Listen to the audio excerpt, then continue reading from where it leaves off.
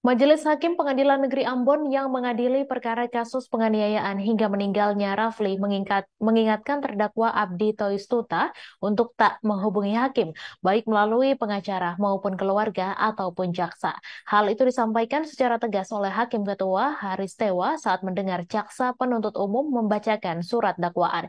Informasi selengkapnya akan disampaikan langsung oleh wartawan Tribun Ambon Tanita Patiasina. Silakan rekan Tanita. Baik, rekan Mei dan Tribuners terkait dengan kasus penganiayaan yang dilakukan oleh terdakwa Abdi Toisuta hingga menyebabkan korban Raffi meninggal dunia ini memang mendapatkan atensi yang sangat besar dari masyarakat maupun pihak-pihak lainnya. Dan pada saat sidang kemarin Jumat 6 Oktober 2023 ini memang ruangan sidang cukup penuh untuk sidang perdana ini. Dihadiri banyak pengunjung, juga ada turut hadir pengacara dari terdakwa. Sidang juga dipimpin oleh majelis hakim yang diketuai oleh Haris Tewa dan ada juga jaksa penuntut umum.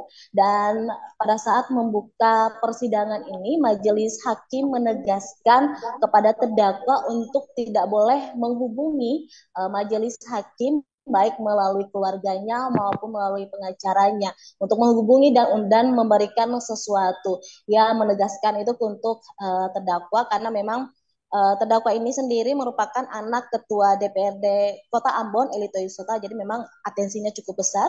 Dan selain menegaskan untuk terdakwa, majelis hakim juga mengatakan kepada para pengunjung sidang ini untuk memantau mengawal kasus ini dan dia memastikan bahwa akan memutuskan seadil-adilnya sesuai dengan fakta persidangan.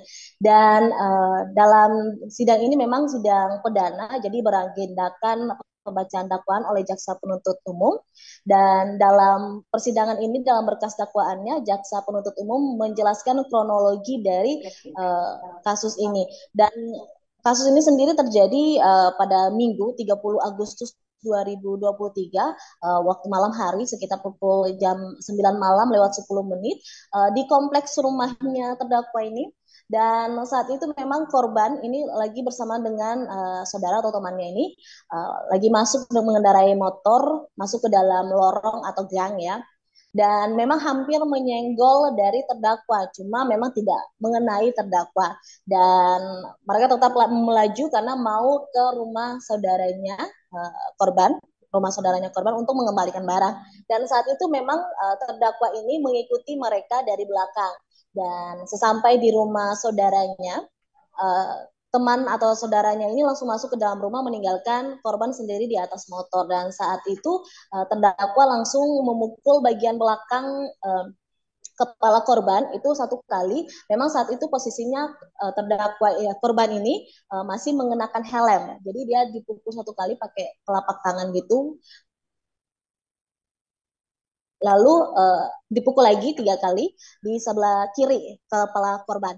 Nah, saat itu memang saudara korban ini langsung keluar dan memang melihat korban ini sudah tertunduk di setir motor gitu. Dan sebelum waktu saat pukul itu memang terdakwa ini sempat bilang kalau masuk lorong tuh kasih suara, atau kalau bahasa Indonesianya, bahasa gaulnya itu kalau lewat, kalau lagi masuk ke dalam gang tuh nyapa gitu. Dan saat dilihat saudaranya ini tertunduk pingsan, terus saudaranya bilang kalau dia kenapa-napa kamu tanggung jawab ya. Terus terdakwa ini bilang iya saya tanggung jawab semuanya.